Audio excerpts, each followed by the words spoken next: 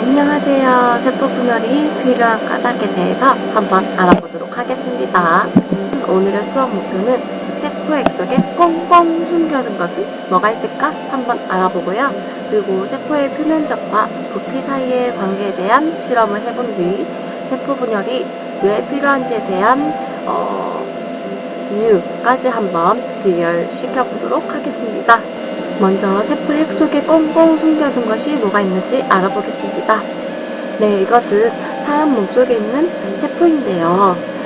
동물세포다 보니까 모양이 딱 정해져 있지 않고 둥글둥글한 모습을 가지고 있는 걸 알 수가 있죠. 근데 세포 속에 뭔가 하나 더 방이 있고 그 방 속에 또 이상하게 생긴 X자로 생긴 뭔가가 따닥따닥 붙어있는 것을 볼 수가 있네요. 이것은 바로 여러분들이 아는 DNA와 관계가 있습니다. 제일 먼저 오른쪽에 보시면 이게 바로 이중나선 모양의 DNA가 되는데요. 이 DNA가 과연 이 X자 모양의 물질과 무슨 관계가 있는지 말씀드리면 바로 유전자를 소중하게 보관하는 방법이 곧 염색체다라고 말해볼 수가 있겠습니다. 무슨 말이냐고요?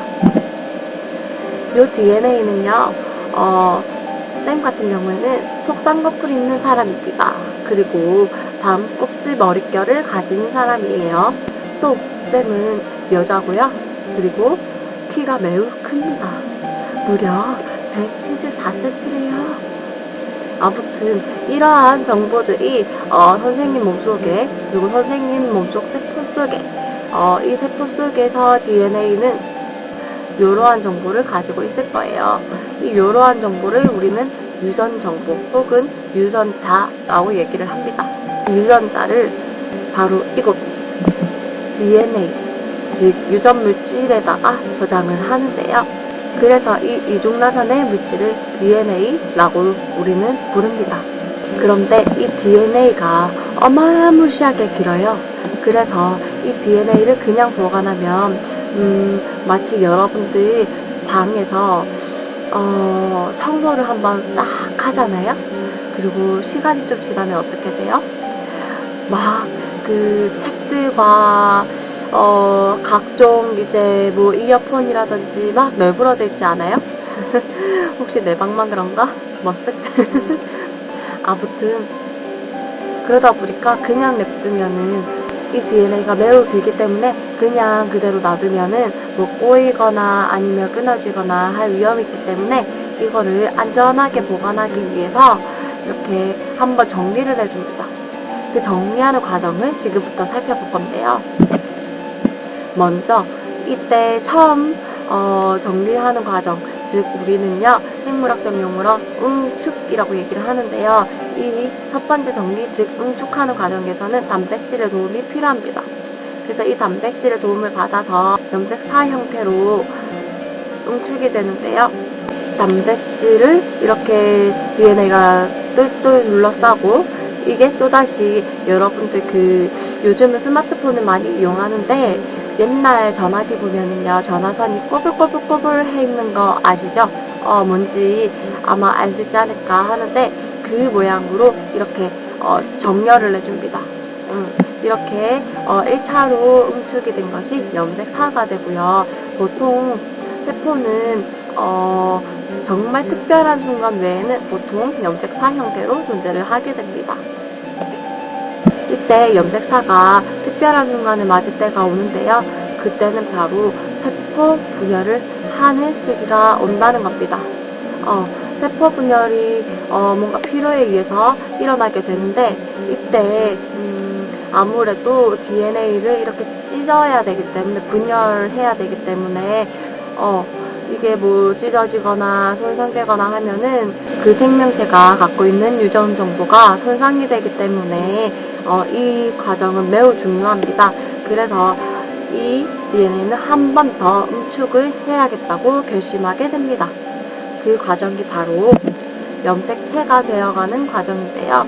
이 염색사가 한 번 더 정리하고 응축이 되는 과정이 염색체가 되겠습니다.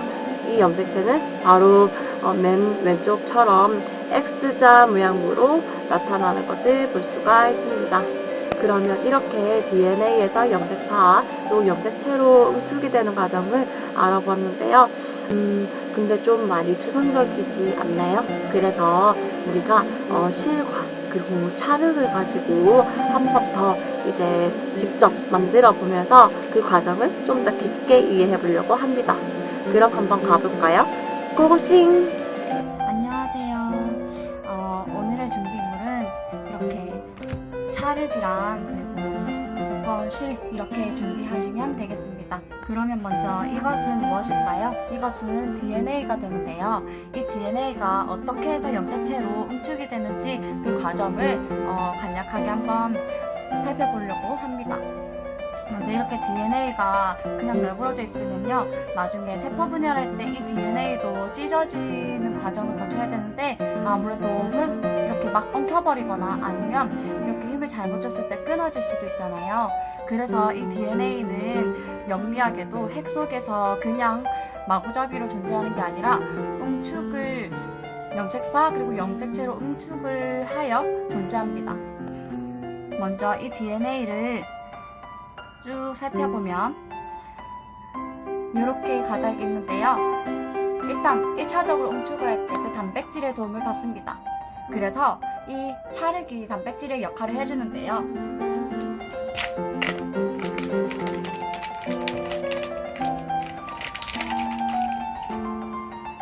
찰흙을 조금씩 떼가지고 동그랗게 말아준 다음 이 정도 크기면 되겠죠?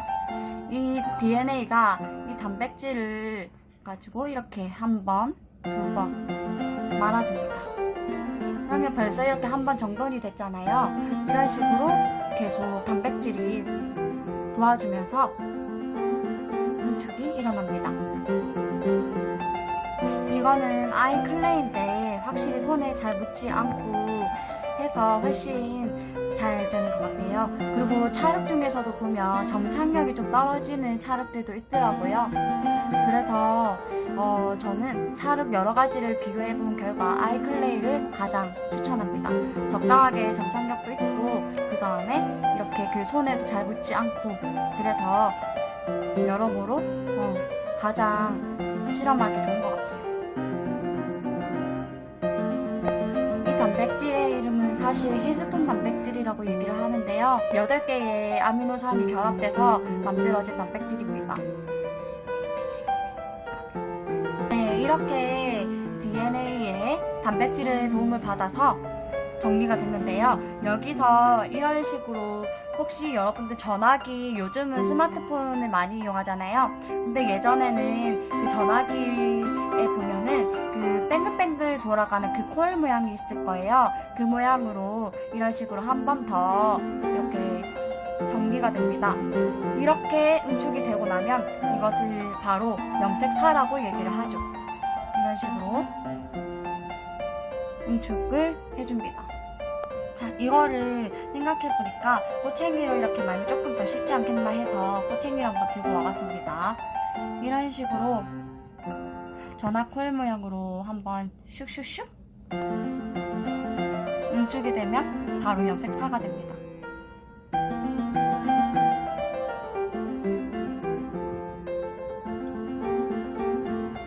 네, 이렇게 염색사로 한번 응축이 된 걸 볼 수가 있죠.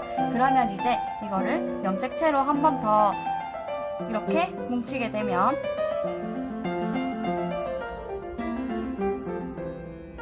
한 가닥의 염색 분체가 만들어집니다. 그러면 이 염색 분체가 두 가닥이 이렇게 같이 붙어버리면 그것은 염색체라고 얘기를 하죠. 이 염색체의 모습은 주로 세포 분열을 할 때 핵 속에서 방금 좀 전에는 염색사였던 것이 한 번 더 뭉쳐져서 염색체로 응축이 되는 과정은 다음과 같이 원리가 적용되는 것을 이해하실 수 있을 겁니다. 이번에는 세포의 표면적과 부피 사이의 관계에 대해서 알아보려고 하는데요. 일단 이거를 이해하기에 실험하기 앞서서 알아둬야 될 것이 있어요. 뭐냐면 부피 그리고 표면적에 대해서 한번 알아볼 건데요. 먼저 부피는 이 쌤이 그린 거라 조금 투박하지만 이해해주세요. 아무튼 이렇게 직육면체에 박스가 있다고 할 때 이 직육면체의 부피는 어떻게 구하나요? 바로 높이 곱하기 밑변 가로 길이 곱하기 밑변 세로 길이 이렇게 구할 겁니다. 그래서 A 곱하기 B 곱하기 C 줄여서 ABC 이렇게 말을 해볼 수가 있겠네요. 그러면 두 번째, 표면적은 어떻게 구하나요? 각각의 면에 대한 면적을 구해서 다 더해주면 되죠. 그런데 잘 보면 윗면, 아랫면이 면적이 똑같고, 그리고 왼쪽 면, 오른쪽 면이 똑같고, 그리고 앞쪽과 뒤쪽 면도 마주보고 있는 면은 다 똑같다는 걸 알 수가 있잖아요. 그래서 한 면을 구해주고 그 마주보는 면까지 해서 곱하기 2를 해주면 되겠습니다. 다음과 같이 높이 곱하기 밑변 가로 길이 곱하기 2, 밑변 가로 길이 곱하기 세로 길이 곱하기 2, 밑변 세로 길이 곱하기 높이 곱하기 2를 다 더해주면 높이는 A, 가로 길이는 B, 세로 길이는 C니까 줄여서 2AB 더하기 2BC 더하기 2CA 이렇게 구할 수가 있겠습니다. 그러면 이 수학적 지식과 함께 오늘의 실험을 살펴볼 텐데요. 오늘의 실험을 과정을 간단하게 설명드리도록 하겠습니다. 먼저 우무를 4cm 정육면체 1조각 그리고 2cm 정육면체 8조각을 준비할 겁니다. 우무가 뭐지? 혹시 여러분들 도토리 우무 아시나요? 그런 느낌이에요. 여러분들 한 천가루 혹은 우뭇가살이라고 들어보셨나요? 그거를 도토리무처럼 묵 형태로 만들었다고 생각하시면 뭔지 감이 잡히실 것 같아요. 그러면 지금 왜 4cm 한 조각 그리고 2cm 8조각을 준비했을까? 4cm 정육면체의 부피는 어떻게 되나요? ABC로 구하는 거였으니까 4 곱하기 4 곱하기 4를 해서 64 세제곱cm가 나오죠. 그러면 1cm 정육면체는 ABC 해서 8 세제곱cm인데 그게 8조가 됐으니까 총 부피는 64 세제곱cm 즉 총 부피는 4cm 정육면체 한 조각과 2cm 정육면체 8조각이 모두 같아요.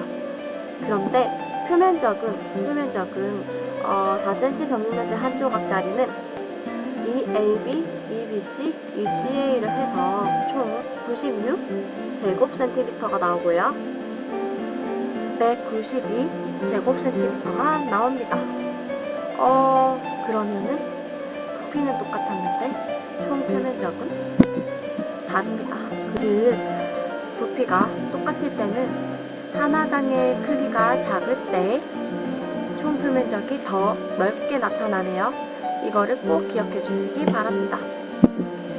그러면 이제 이것을 각각 염색약에 넣어둔 뒤 10분 정도 지난 후에 모두 꺼내서 가운데를 잘라 얼마나 염색이 됐는가 장면을 관찰해 보도록 하겠습니다. 그런 다음 우리가 세포 분열에 대한 이유를 함께 찾아보도록 하겠습니다. 그러면 실험하러 가볼까요? 고고싱!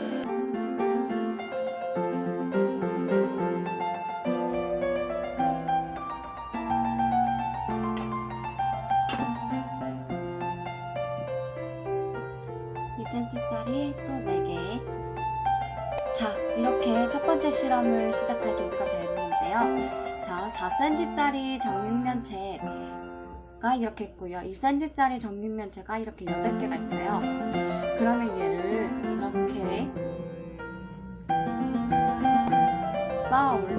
이렇게 쌓아 올리면 이 4cm짜리 정육면체 하나와 2cm짜리 정육면체 8개는 똑같은 부피를 가지게 되죠.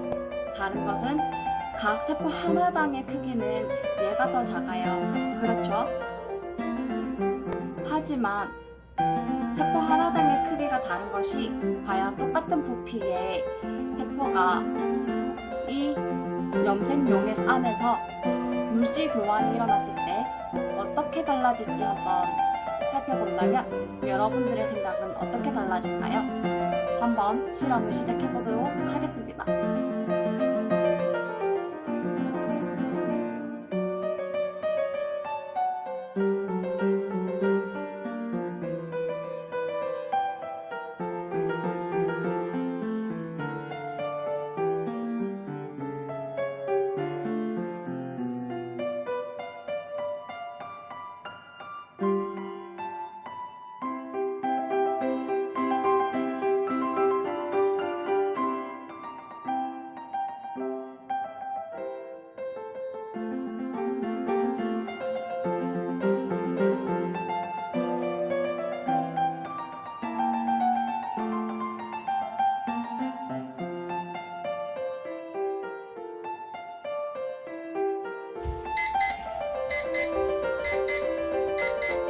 몇 cm짜리 정육면체를 한번 먼저 살펴볼게요.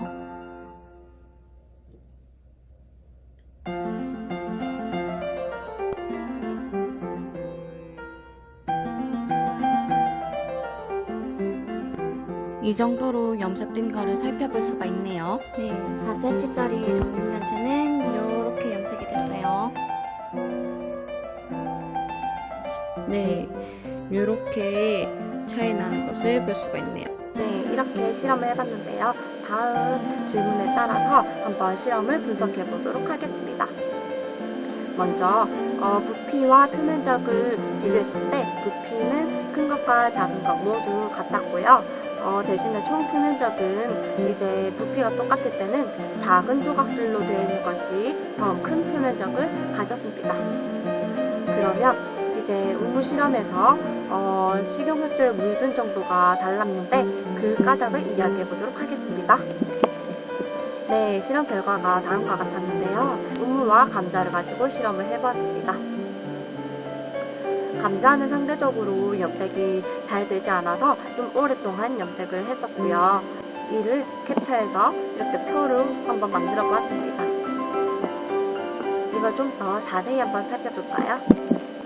잘 보면 먼저 우무에서 그 왼쪽이 큰 덩어리고 오른쪽이 작은 덩어리인데요. 각각 한 개씩을 두고 비교를 한 겁니다. 여러분들이 보기에 어느 게 염색이 잘 되어 보이나요? 아마도 여러분들은 오른쪽 혹은 작은 덩어리 이렇게 말을 했을 거예요.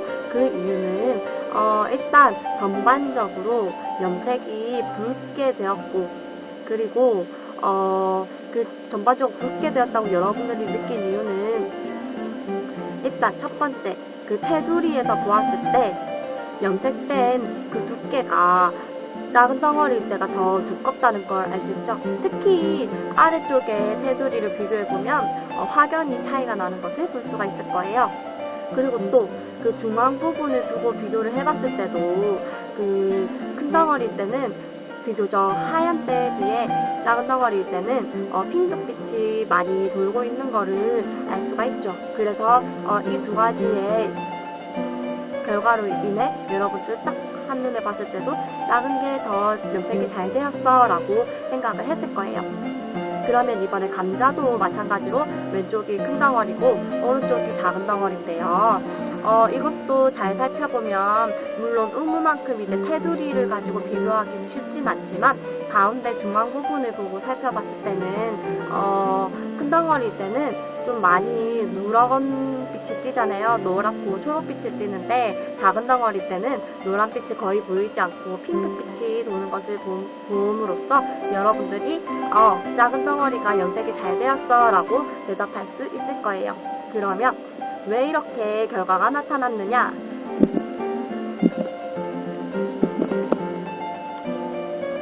이렇게 부피는 똑같고 표면적은 작은 게 더 컸는데 이게 무슨 관계가 있냐면요. 이 질문과 연관이 있는데요. 큰 우무조각과 작은 우무조각 중에 어느 게 에너지나 노폐물의 출입이 잘 일어날까요? 눈치채셨나요? 아마도 작은 조각이 잘 일어날 겁니다. 그 이유는 여러분들이 보았듯이 표면에서부터 염색이 되었기 때문에 에너지와 노폐물도 표면을 통해서 이동할 것이므로 표면적이 더 넓은 작은 조각이 더 효율적일 것이라는 겁니다. 즉 표면을 통해서 염색이 되기도 하고, 세포로 치면 에너지와 노폐물이 왔다 갔다 하게 될 텐데요. 아무래도 표면적이 넓으면 넓을수록 그 왔다 갔다 할 수 있는 그 면적이 넓어지겠죠. 그러다 보니 똑같은 부피일 때는 더 효율적으로 에너지를 빨리 들어오고 그리고 노폐물을 빨리 내보내고 할 수가 있다는 거죠.